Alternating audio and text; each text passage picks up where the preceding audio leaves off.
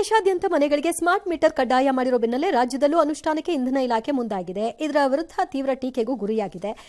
Tender ಅನ್ನು ಬೆಸ್ಕಾಂ ಸೇರಿ ಎಲ್ಲ ಎಸ್ಕಾಂಗಳ ಸ್ಮಾರ್ಟ್ ಮೀಟರ್ ಖರೀದಿ ಟೆಂಡರ್ನಲ್ಲಿ 15,568 ಕೋಟಿ ಮೊತ್ತದ ಹಗರಣ ಆಗಿದೆ ಅನ್ನೋದು ಬಿಜೆಪಿಯ ಆರೋಪ. ಮೊದಲು ವಿದ್ಯುತ್ ಫೀಡರ್ಗಳಲ್ಲಿ ಟ್ರಾನ್ಸ್ಫಾರ್ಮರ್ಗಳಲ್ಲಿ ಅಳವಡಿಸಿ ಆ ನಂತರ ಹಳೆಯ ಗ್ರಾಹಕರ ಮನೆಗಳಿಗೆ ಅಳವಡಿಕೆ ಮಾಡಬೇಕು. ಇದಾದ ನಂತರ ಹೊಸ ಗ್ರಾಹಕರಿಗೆ ಅಳವಡಿಸಬೇಕು. ಈ ಹಂತವನ್ನು ಅನುಸರಿಸಿಲ್ಲ ಅನ್ನೋದು ಅವರ ಆರೋಪವಾಗಿದೆ. ಇದಕ್ಕೊಂದಷ್ಟು ಆರೋಪದ ಪಟ್ಟಿಯನ್ನು ಕೂಡ ಅವರು ಬಿಡುಗಡೆ ಮಾಡಿದ್ದಾರೆ. ಇದೊಂದು ಬಿಗ್ಗೆಸ್ಟ್ ಸ್ಕ್ಯಾಮ್ ಇನ್ ಬೆಸ್ಕಾಂ ಎಸ್ಕಾಂನಲ್ಲಿ ಸ್ಮಾರ್ಟ್ ಮೀಟರ್ ಟೆಂಡರ್ ವತಿಯಲ್ಲಿ 15,568 ಒಂದು ಅಂದಾಜಲ್ಲಿ ಹೇಳಿರುವಂಥದ್ದು.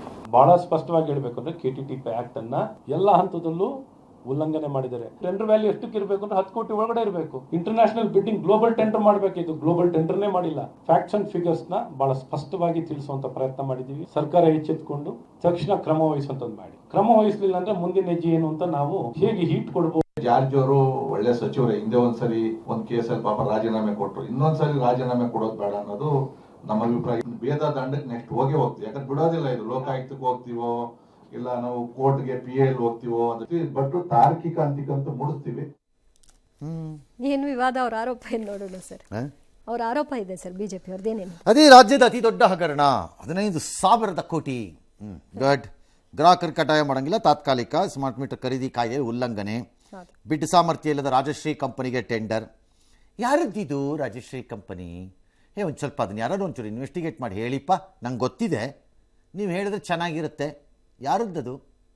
ಯಾವ್ಯಾವ ರಾಜಕಾರಣಿಗಳು ಅಧಿಕಾರಿಗಳ ಆಸಕ್ತಿ ಇದೆ ಈ ಕಂಪನಿನಲ್ಲಿ ಒಂಚೂರು ಅದನ್ನು ಹೇಳಿ ಸ್ಟೋರಿಗಳನ್ನು. 6,800 ಕೋಟಿ ಅವ್ರಿಗೆ ಇದಿರಬೇಕು ಅನ್ನೋದಾದಾಗ 400 ಕೋಟಿ ಇದ್ರೂ ಅವ್ರ ಕೆಪಾಸಿಟಿ ಮೊಬಿಲೈಸೇಷನಲ್ಲಿ ಹೆಂಗೆ ಕೊಟ್ರಿ ಅಂತ ಕೇಳಿದ್ರೆ ಏನು ಉತ್ತರ ಅದಕ್ಕೆ? ನೆಕ್ಸ್ಟ್ ಹೇಳ್ತಾರೋ ಒಬ್ಬ ಆಫೀಸರು, ಎಲ್ಲ ಸರಿ ಇದೆಯಲ್ಲ, ಗ್ರಾಹಕರಿಗೆ ಅನುಕೂಲ ಇದರಿಂದ ಇದೆಯಲ್ಲ, ಭಾಳ ಚೆನ್ನಾಗಿದೆಯಲ್ಲ.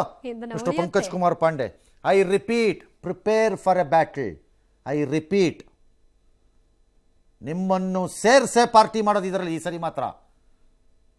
I repeat, you will face this. ಹೇಳ್ತೀನಿ ಯಾಕೆ ಅಂತ ಹೇಳ್ತೀನಿ ಆಮೇಲೆ ಇನ್ನೊಂದು ದಿನ, ಈಗಲೇ ಹೇಳಲ್ಲ ಆಯ್ತಲ್ಲ. ಈಗ ಇದರಲ್ಲಿ ಆರೋಪ ಬಂದ ತಕ್ಷಣ ಪಂಕಜ್ ಕುಮಾರ್ ಪಾಂಡೆ ಅನ್ನೋರು KPTCL ಇದಂತೆ MD ಅಂತೆ, ಗ್ರಾಹಕರಿಗೆ ಹೊರೆ ಆಗಲ್ಲ. ನೀವು ಯಾರ್ರಿ ತೀರ್ಮಾನ ಮಾಡೋಕ್ಕೆ? ಬಾಯಿ ಮುಚ್ಕೊಂಡು ಕೂತ್ಕೊಳ್ರಿ, ಕಂಡಿದ್ದೀನಿ. IAS ಅಂತ ಆಗ್ಬಿಟ್ರಿ ಅಂತ ತಕ್ಷಣ ಬಂದ್ಬಿಟ್ಟು ನಮ್ಮಲ್ಲಿ ಬುಧವಾರ ಹೇಳಕ್ಕೆ ಬರಬೇಡಿ. ಇಲ್ಲಿ ಆಗಿರೋ ಹೊರೆಗಳೇ ಸಾಕು ನಮಗೆ. ಪೋಸ್ಟ್ ಪೇಯ್ಡ್ ಅಥವಾ ಪ್ರೀಪೇಯ್ಡ್ ರೀಚಾರ್ಜ್ ಆಗೋದ್ರಿಂದ ಎಷ್ಟು ಬೇಕೋ ಅಷ್ಟು ಆಗೋದು. ಓಹೋ, 2 + 2 4. ಏನೇನು ನಮ್ಮ ಟೀಚರ್ರಾ? ಸುಮ್ಮನೆ ಸಂಬಳ ತಿನ್ಕೊಂಡು ಇರಬೇಕು. ಪೋಸ್ಟ್ ಪೇಯ್ಡ್ ಪ್ರೀಪೇಯ್ಡ್ ನಮಗೆ ಗೊತ್ತಿಲ್ವಾ ಹಂಗಂದ್ರೆ ಏನು ಅಂತ? ಮೊಬೈಲ್ ಹ್ಯಾಂಡಲ್ ಮಾಡೋರು ಗೊತ್ತಿಲ್ವಾ? ಪೋಸ್ಟ್ ಪೇಯ್ಡ್ ಅಂದ್ರೇನು ಪ್ರೀಪೇಯ್ಡ್ ಅಂದ್ರೇನು ಅಂತ ನಮ್ಗೆ ಗೊತ್ತಿಲ್ವಾ? ನಮಗೆ ಅದು ನಿಮ್ಮ ಬಾಯಿಂದ ಕೇಳಿಸ್ಕೋಬೇಕಾ ನಾವಿಲ್ಲಿ ಬಂದು? ಯಾರೇ ಅಂತ ಇದನ್ನೆಲ್ಲ ಕರ್ಕೊಂಬಂದವರು ದೊಡ್ಡ ಮನುಷ್ಯರನ್ನ.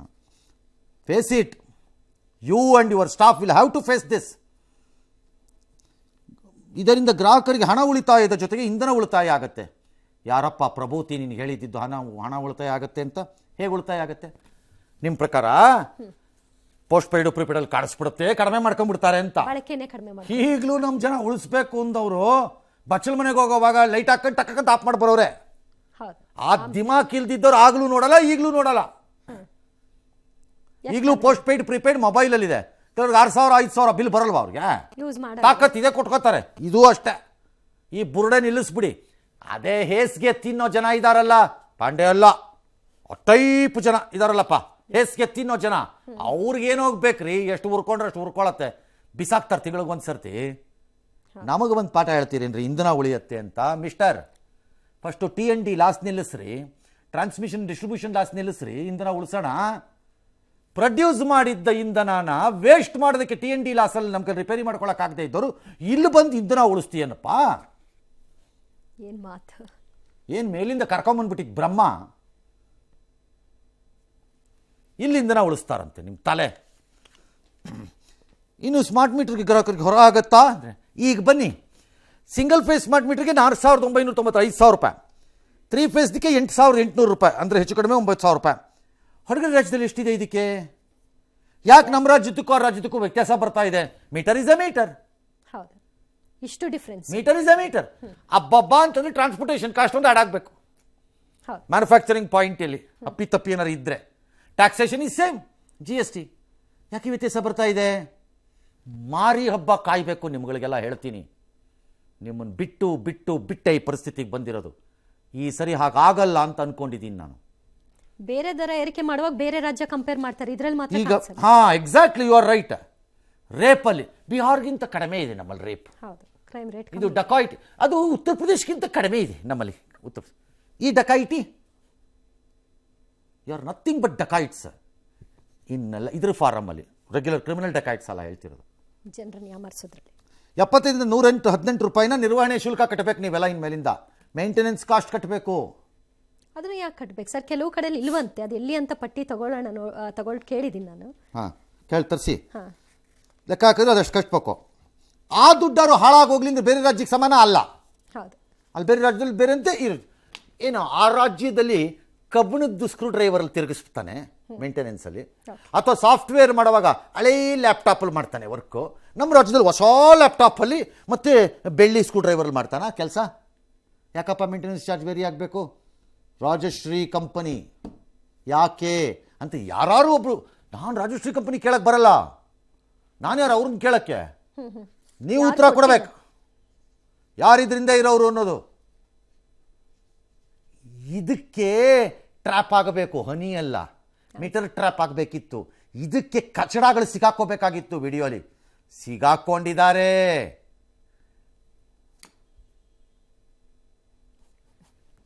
ಓಕೆ, ಆಮೇಲೆ ಬರುತ್ತೆ ಮಾರಿ ಹಬ್ಬ ಕಾದಿದೆ ನಿಮಗೆ. All right. ಆಮೇಲೆ ರೀಚಾರ್ಜ್ ಮಿನಿಮಮ್ ಬ್ಯಾಲೆನ್ಸ್ 100 ರೂಪಾಯಿ ಇರಬೇಕು. That's okay, all right. ಅದೇನೋ ಒಂದಿರುತ್ತೆ ರೂಲಲ್ಲಿ, ಪರವಾಗಿಲ್ಲ. ರೀಚಾರ್ಜ್ ಮಾಡಿಸ್ತಿದ್ರೆ ವಿದ್ಯುತ್ ಸಂಪರ್ಕ ಕಡಿತ ಅಂತ. ಅಯ್ಯೋ ಮುದ್ದು ಪಾಪು ಎಮ್ ಡಿ. ಬೇರೆ ಕಡೆಗಳಲ್ಲಿ ಬಿಲ್ಲೇ ಕಟ್ಟಿರಲ್ಲ, ರಾಜ್ಯ ಸರ್ಕಾರದ ಇಲಾಖೆಗಳ ಕಾಸು ಕಟ್ಟಿ ಇಲ್ವಲ್ಲ, ಹೌದು, ಏನ್ ತಿಂತಾ ಇದ್ದೀರ್ರಿ ಎಲ್ಲರೂ ನೀವು? ಎಷ್ಟು ಕಡೆಯಲ್ಲಿ ಕಟ್ ಅನ್ನ ತಿಂತೀರಾ? ಏನ್ ತಿಂತೀರಾ ಹಂಗಾರೆ ನೀವು? ಬರೀ ಜನಕ್ಕೆ ಮಾತ್ರ ಬಂದು ಹೇಳ್ತಾ ಇದ್ದೀರಲ್ಲ, ಏನ್ ತಿಂತೀರಿ ಹಂಗಾರೆ ನೀವು ಬೆಳಗ್ಗೆ ಎದ್ದು? ಅವ್ರದ್ದು ಯಾಕೆ ಕಟ್ ಮಾಡಿಲ್ಲ? ಜನಕ್ಕೆ ಮಾತ್ರ. ಜನಕ್ಕೆ ಮಾತ್ರ ಅವ್ರದ್ದು ಯಾಕೆ ಕಟ್ ಮಾಡಿಲ್ಲ? ಕರ್ನಾಟಕ ಹೇಗಾಗೋಗಿದೆ ಅಂದರೆ, ಸರ್, ಔಸ್ಕೊಂಡು ಹೆಸ್ಕೆ ತಿಂತಿದ್ದವರೆಲ್ಲ ಬಹಿರಂಗವಾಗಿ ಪ್ಲೇಟ್ಗೆ ಹಾಕೊಂಡು ಹೆಸ್ಕೆ ತಿನ್ನೋ ಲೆವೆಲ್ಗೆ ಬಂದುಬಿಟ್ಟಿದ್ದೀರಿ. ಇನ್ನೇನಾಗತ್ತೆ ಹೇಳಿ? ದಿ ಮೋಸ್ಟ್ ಕರಪ್ಟ್ ಕಚಡ ಸ್ಟೇಟ್ ಅಂತ ಯಾವ್ದಾದ್ರು ಇದ್ರೆ ಕರ್ನಾಟಕನೇ. ಬೇರೆ ರಾಜ್ಯದಲ್ಲಿ ತಿಂತಾರಂತೆ, ಕೆಲಸನೂ ಮಾಡ್ತಾರಂತೆ. ಸ್ವಲ್ಪ ಹಾಗಾದ್ರೂ ಸಮಾಧಾನ ಇರುತ್ತೆ. ಉತ್ತರ ಕೊಡಿ ಇದಕ್ಕೆಲ್ಲ. ಒಂದೊಂದಾಗಿ ಬರುತ್ತೆ, ಆಮೇಲೆ ಮಾತಾಡೋಣ. ಜನರಿಗೆ ಆಯ್ಕೆ ಕೊಡ್ಬೋದಲ್ಲ ಸರ್? ಸುಮ್ಮನೆ ತುಪ್ಪ ಸವರೋದು, ಖಾಲಿ ಮಾಡೋದು. ತಿನ್ನಕ್ಕೂ ಇತಿಮಿತಿ ಬೇಕು ಎಲ್ಲರಿಗೂ. ಆಯಿತು, ಈ ಸರಿ ನೋಡೋಣ. We will see what will happen this time. S.